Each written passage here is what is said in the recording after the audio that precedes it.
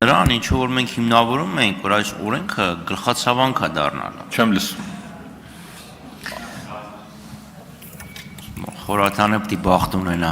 Պարոն Թունյան, այն հիմնավորումները, որը դուք բերում եք հետաձգելու համար, շատ նման են նրան, որը մենք բերում ենք ասելով, որ սա դառնալու է մեր քաղաքացիների համար գլխացավանք։ Հիմա, ինչու մինչև նոյեմբեր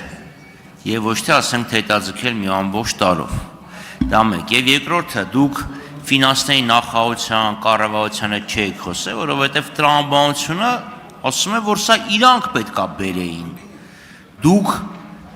օրենքը ընդունել եք, իրանք պարտավոր են կատարեն, եւ հիմա պետքա կառավարությունը գար եւ ասեր կներե ժողովուրդ լավ օրենք է, բայց մենք այսօր չենք կարող։ Ես ուզում հասկանամ, ես ինչի հանկարծ որոշեցիք դուք հանդես գալ, այլ ոչ թե կառավարությունը, որովհետեւ պատասխանատուն իրականացման իրանք են։ Շնորհակալություն։ Պարոն Խաչատրյան, ըստ էության առաջին հարցը բովանդակությունն սա վերաբերվում, ինչու նոյեմբերի 1, մենակ նոյեմբերի 1 չի, էլի փոփոխություններ կան, եթե դեմ չեք, այդ մասը թողենք արդեն բովանդակային քննարկման ժամանակ, իսկ ինչու եմ ես բերել զուտ, որովհետև այդպես ընթացակարգային առումով ավելի արագ է ստացվելու։ Նախագիծը մշակել են կառավարության գործընկերների հետ միասին ու նախագիծը հիմա մենք կբերենք թե կառավարությունը, խնդիրը մեկն է, որը պիտի լուծվի։ Այսինքն ֆորմալ առումով նախագիծը ես եմ ներկայացնում, բայց սա կառավարության գործընկերների հետ համատեղ մշակված նախագիծ է, ու քանի որ падգամավորական ընթացակարգ ավելի ճկուն է ու թույլ է տալիս մի քիչ ավելի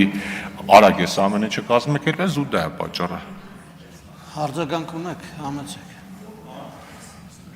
Միացրեք պարոն Խաչատրյանի խոսքը։ Պարոն Թունյան, շնորհակալություն անկեղծության համար։ Փաստ, այսինքն ուզում եք ասեք, որ կառավարությունը ձախողել է եւ օրենքի իրականացման համար բավարար պայմաններ չի ստեղծել։ Շնորհակալություն։ Պարոն Խաչատրյան, վարչապետը դեռ սայնս մի քանի ամիս առաջ ասաց, որ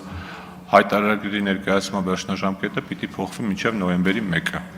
Այսինքն, այն ինչը որ մենք հիմա ունենք, ոչ նորություն է, ոչ անսպասելի, մնացածը արդեն սա ձախողման հետևանք է, թե ինչ մեկ այլ բանի հետևանք, դա արդեն ավելի հանգամանորեն կքննարկենք։ Շնորհակալություն։